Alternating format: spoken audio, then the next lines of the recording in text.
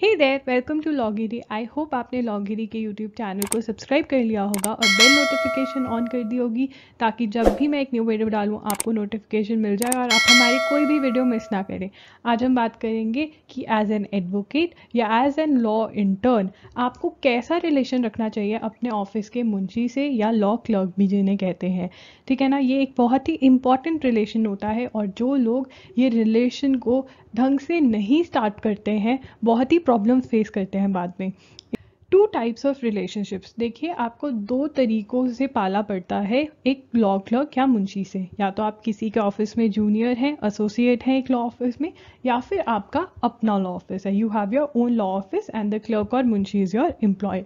हम इन दोनों तरीकों से क्या आपको पॉइंटर्स दिमाग में रखने चाहिए उनकी बात करेंगे। Learn from Munshi but refrain from taking orders. देखिए जो एक मुंशी होता है उन्हें बहुत एक्सपीरियंस होता है, बट आपको एक चीज़ हमेशा ध्यान में रखनी है कि आपको उनसे सीखना है, बट ये ना हो जाए कि आप उनके ऑर्डर्स लेने लग जाएं। ठीक है ना, अ लॉ क्लर्क और munshi knows everything about filing the case and beyond that. ठीक है ना, अब आप कहोगे जी मैं तो वकील हूँ, मुझे तो केस ड्राफ्ट करना है, रिसर्च करना है और आर्ग्यू करना है, फाइलिंग से मेरा क्या मतलब। बट अगर आपको एक बहुत ही अच्छा वकील बनना है तो आपको फाइलिंग के बारे में भी पता होना चाहिए, क्योंकि आगे जाके जब आप अपना लॉ ऑफिस खोलोगे तो आपके लिए उसमें बहुत ही हेल्प रहेगी अगर आपको फाइलिंग का सब कुछ पता है। और किसी दिन ऐसा भी हो सकता है कि आपको कोई मुंशी ना मिले फाइलिंग करने के लिए, तो आप खुद भी जाके फाइलिंग कर सकते हैं। अब आप मुंशी से कैसे चीज़ें सीख सकते हैं, देखिए कौन सी स्टैंप लगती है किस टाइप के केस में, कोर्ट फीस कैसे पता चलती है कितनी लगेगी, कहाँ से कोर्ट फीस मिलती है, कहाँ से स्टैंप्स मिलती हैं, फाइलिंग कहाँ पे होती है।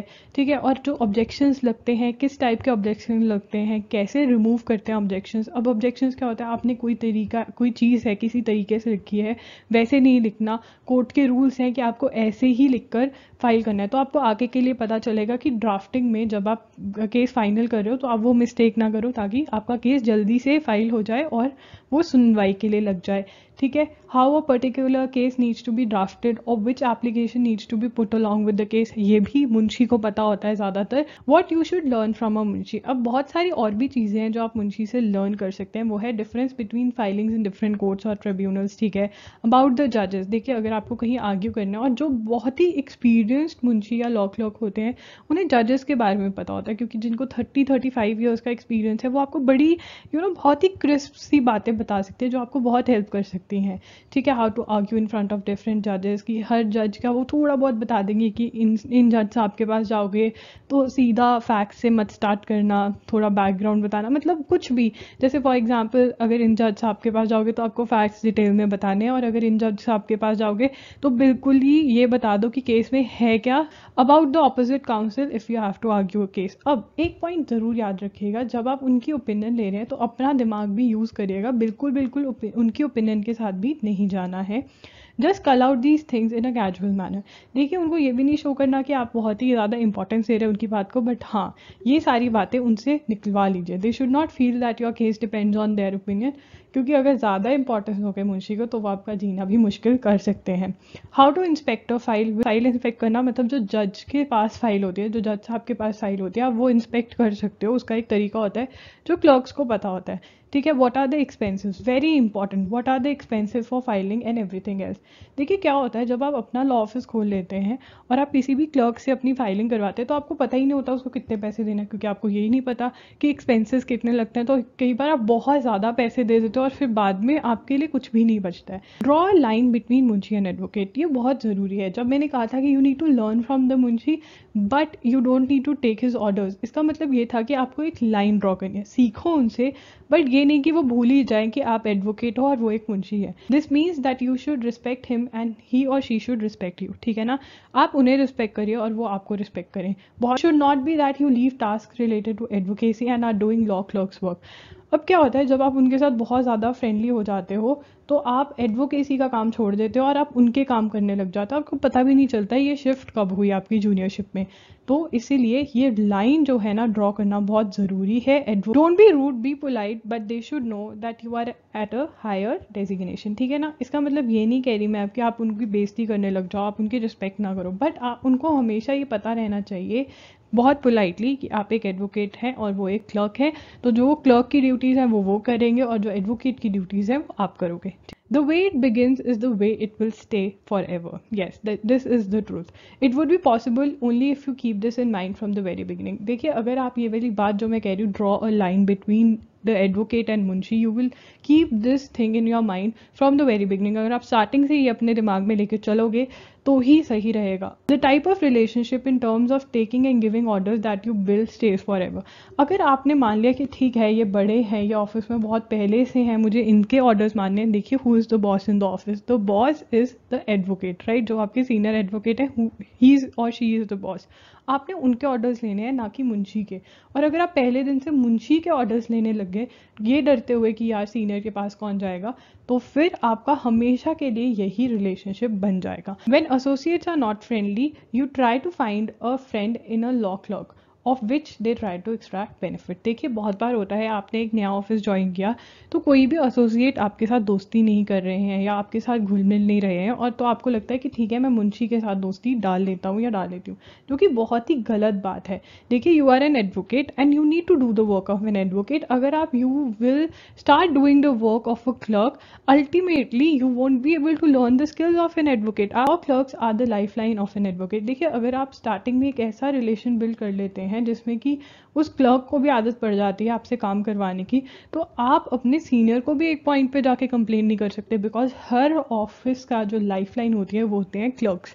ठीक है ना? मुंशी जो होते हैं वो हर ऑफिस के लाइफ लाइन होते हैं, और अगर वो क्लर्क उस ऑफिस में लास्ट 35 to 25 ईयर्स से है तो advocates refrain from saying anything from to that munshi, because obviously उनको भी पता है कि उनका ऑफिस उनके बिना नहीं चल सकता. तो things that are a big no.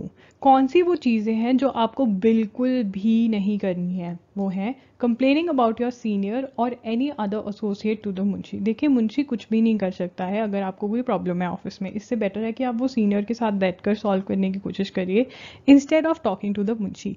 वो कुछ कर नहीं पाएंगे, बट वो जो आपने कंप्लेन करी है उसको आपके अगेंस्ट ज़रूर यूज़ कर सकते हैं. तो ये वाला पॉइंट दिमाग में रखिएगा. Talking about your personal problems with the law clerk. Again, sharing your personal part और personal problems with the law clerk is not at all advisable. The people who do this, in the end what happens, जो law clerks होते हैं उनकी association होती है, वो इकट्ठे बैठते उठते हैं, आपकी जो बात है वो सारे ही कोर्ट में फैल जाती है. If you have your own law office, then what are the things that you should keep in mind? Munshi is the life line of the office. अब अगर जो लिटिगेशन में उनको पता है कि मुंशी जो होते हैं वो ऑफिस की लाइफ लाइन होते हैं, इनके बिना काम नहीं चल सकता, तो ये चीज़ आपको हमेशा ध्यान में रखनी चाहिए. So you need to be polite and friendly but still authoritative. A friendly yet authoritative relationship is what you should have with your munshi. Okay, paying the right amount for the expenses for filing or any other court related work. देखिए, थोड़ा सा ऊपर भी दे दोगे 10-15 रुपये या 50 रुपये तो कोई फ़र्क नहीं पड़ेगा, बट कम कभी मत देना, because that leads to running away of the munshi. Next, make things clear if the munshi can ask for money from the client for filing the case, getting copies of some kind of order or for expenses. देखिए, अब कई office में क्या होता है कि वकील अपनी फीस लेते हैं और क्लर्क अपनी फीस लेते हैं फाइलिंग के लिए क्लाइंट से, जो कि मोस्टली क्लाइंट्स को अच्छा नहीं लगता है. तो आपको क्लियर करना है कि आप अपने ऑफिस के एथिक्स कैसे बनाना चाहते हो. Make sure that your munshi is not doing the task of office boy like serving water, food etcetera to the clients. बहुत ऑफिस में देखा जाता है कि ऑफिस बॉय का काम लेते हैं मुंशी से, तो मुंशी जो है वो ऑफिस के काम पे कम फोकस कर पाते हैं और इन सब चीज़ों पे ज़्यादा. तो इट इज़ बेटर अगर आपके ऑफिस में इतना काम है कि आप एक मुंशी अलग रखें और ऑफिस बॉय अलग रखें. Don't let your munshi be a dictator in a way that your associates are doing tasks of a munshi while the munshi is chilling. बहुत ऑफिस में देखा जाता है जब मुंशी बहुत पुराने हो जाते हैं या इवन नए भी होते हैं, तो वो क्या करते हैं, वो एडवोकेट्स को डिक्टेट करने लग जाते हैं, एसोसिएट्स को स्पेशली, और वो एडवोकेट का काम छोड़कर अपनी ड्राफ्टिंग रिसर्च का काम छोड़ के मुंशी का काम कर रहे होते हैं, जैसे डायरी अपडेट करना और ये सब कुछ करना.